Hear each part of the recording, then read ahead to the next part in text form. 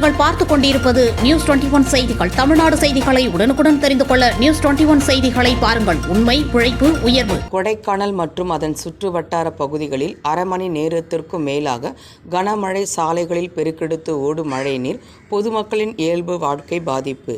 தமிழகத்தில் பெரும்பாலான மாவட்டங்களில் மழை பெய்ய வாய்ப்புள்ளதாக சென்னை வானிலை மையம் தெரிவித்துள்ளது. இந்நிலையில் திண்டுக்கல் மாவட்டம் கொடைக்கானல் மலைப்பகுதியில் நேற்று முதல் அடர்ந்த பனிமூட்டம் மற்றும் சாரல் மழையாகவும் கனமழையாகவும் பெய்த நிலையில் இரண்டாவது நாளாக இன்றும் பெய்து வருகிறது. குறிப்பாக கொடைக்கானல் மலைப்பகுதியில் காலை முதல் பனிமூட்டத்துடன் கூடிய சாரல் மழை பெய்து வந்த நிலையில் பிற்பகல் வேளை முதல் கனமழையானது சுமார் அரை மணி நேரத்திற்கும் மேலாக பெய்து வருகிறது.